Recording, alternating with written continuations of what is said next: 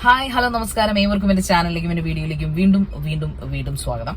അങ്ങനെ നമ്മൾ ബ്രഹ്മാണ്ഡ പടമായ കൽക്കി 2898 AD കണ്ടിട്ട് ഇറങ്ങിയിരിക്കുകയാണ്.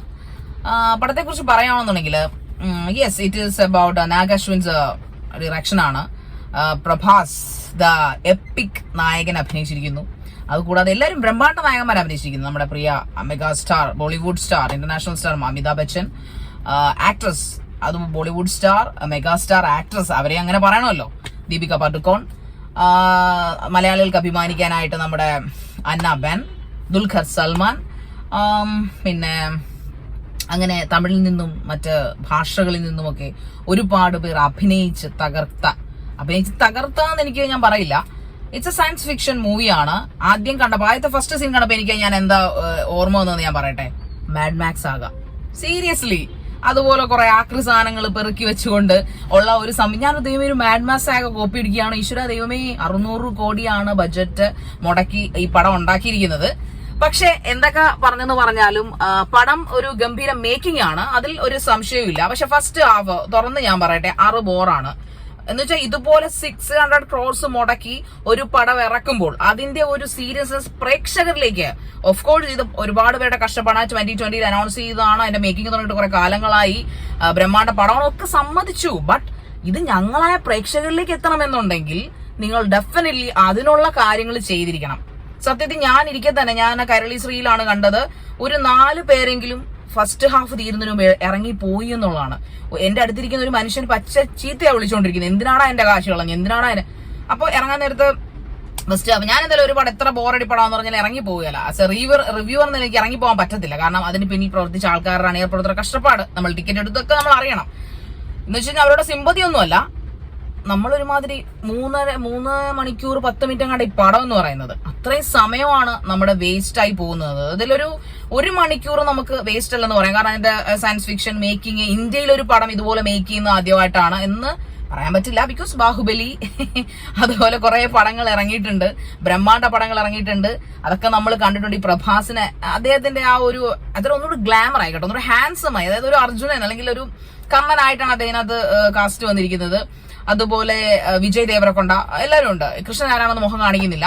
അമിതാഭ് ബച്ചൻ ആക്ടിങ് സൂപ്പർബ്, അദ്ദേഹത്തിന് ഈ പ്രായത്തിൽ ആക്ടിംഗ് ഒന്നും പറയാനില്ല. ദീപകത്തോട് പ്രത്യേകിച്ച് ആക്ടിങ് അത് ഭയങ്കര കാണിക്കേണ്ടതൊന്നുമില്ല. പ്രഭാസ് ഭയങ്കര ചളി അടിക്കുന്നുണ്ട് അതിനകത്ത്. പക്ഷെ എന്തിനാണ് പ്രഭാസ് ഇങ്ങനെ ഒരു സീരീസ് പടത്തിൽ തമാശ പാടില്ലെന്നല്ല, പക്ഷെ അതൊരു അസ്ഥാനത്തായി പോയില്ലേ എന്നെനിക്ക് സംശയമുണ്ട്. അതായത് കൽക്കി 2898 AD പ്രഭാസിന്റെ തമാശകളൊക്കെ ഒരു അസ്ഥാന തമാശയല്ലേ എന്ന് പോലും തോന്നിക്കുന്നു. അന്നാബൻ നൈസായിട്ട് അവര് അഭിനയിച്ചിട്ടുണ്ട്, അതിൽ സംശയമൊന്നുമില്ല.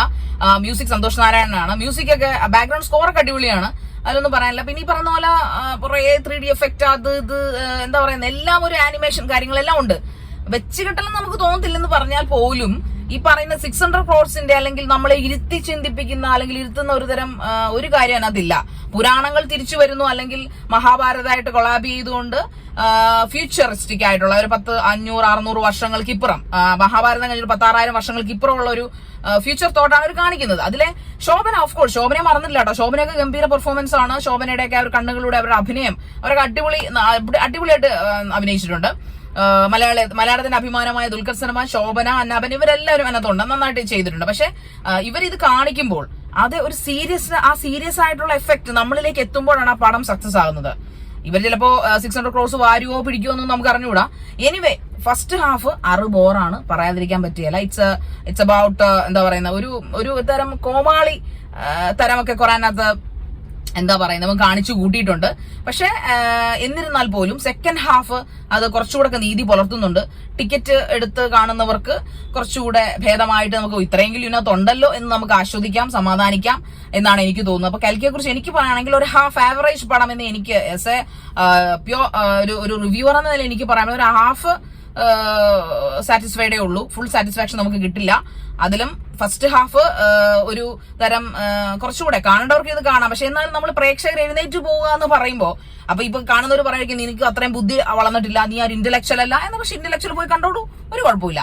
പക്ഷേ അല്ലാത്തവരെ സംബന്ധിച്ചിടത്തോളം ഇതൊരു ഇറ്റ്സ് ലൈക്ക് എന്താ പറയുന്നത്, ഒരു മൂവി എന്ന് പറഞ്ഞാൽ അതൊരു നമ്മൾ കുറെയൊക്കെ, ഞാൻ ഒരു എക്സ്പെക്ടേഷൻ ഇല്ലാത്ത കൽക്കിക്ക് പോയത് ബ്രഹ്മാണ്ഡ. എനിക്ക് ട്രെയിലർ കണ്ടപ്പോൾ എനിക്ക് ആക്ച്വലി ഇഷ്ടപ്പെട്ടില്ല അത്. പക്ഷെ എന്തൊക്കെയോ അതിനകത്ത് മിസ്സിംഗ് ഉണ്ട്. എന്തിന്റെയൊക്കെ ഒരു കറി ഏറ്റവും സൂപ്പർ ആവുന്നതിൽ എല്ലാം അടിപൊളി ആവുമ്പോഴാണ് നമ്മൾ വെക്കുന്നത് അല്ലേ, അതുപോലെ അതിൽ എന്തോ ഒരു ഫാക്ടർ മിസ്സിംഗ് ആയിട്ടുണ്ടെന്നാണ് എന്റെ ഒരു വിശ്വാസം. എനിവേ നമ്മുടെ മലയാളികളൊക്കെ ഈ ബ്രഹ്മാണ്ഡ ചിത്രത്തിന്റെ പാർട്ടായതിലും ഇതിന്റെ മേക്കിംഗ് അതിഗംഭീരം തന്നെയാണൊന്നും പറയാനില്ല. പക്ഷെ അതിന്റെ സ്ക്രിപ്റ്റ് അതിൽ എന്തൊക്കെയോ പാളിച്ചകൾ വന്നിട്ടുണ്ട്. അതിനകത്ത് പറയുന്ന തീം, അതായത് പറഞ്ഞിരിക്കുന്ന തീം എന്ന് പറഞ്ഞാൽ ഭാവിയിൽ എന്താ പറയുക, നമ്മളെല്ലാം ഫേസ് ചെയ്യാൻ പോകുന്ന ഒരു തീമാണ് ഭൂമിയെ ഊറ്റുക. അതാണ് അതിന്റെ തീം. സയൻസ് ഫിക്ഷന്റെ തീം അതൊക്കെയാണ്. മാഡ് മാക്സിലും ഇതൊക്കെ തന്നെയാണ് കാണിക്കുന്നത്. ഭൂമിയെല്ലാം അവശേഷിച്ച് അല്ലെങ്കിൽ വെള്ളം കിട്ടാത്ത ഒരു നാട്, പിന്നെ പലതരം നാടുകൾ. അങ്ങനെ ഞാനൊന്നും പറയുന്നില്ല, അതൊക്കെ ഒരു സ്പോയിലർ ആക്കാൻ താല്പര്യപ്പെടുന്നില്ല. പോകേണ്ടവർക്ക് പോയി കാണാം. എന്റെ പേഴ്സണൽ അഭിപ്രായത്തിൽ ഒരു 100 ഒരു 50 മാർക്കേ കൊടുക്കാൻ പറ്റുള്ളൂ, അല്ലെങ്കിൽ 10 ഒരു 5 മാർക്കേ ഇതിന് കൊടുക്കാൻ പറ്റുള്ളൂ. കാരണം ഇത്രയും ബിഗ് ബഡ്ജറ്റ് പടത്തെ കുറെ കൂടെ എഫക്റ്റീവ് ആയ ഒരു സ്ക്രിപ്റ്റഡ്, ഏത് പടത്തിനും ഞാൻ വീണ്ടും പറയുന്നു, script is the best actor.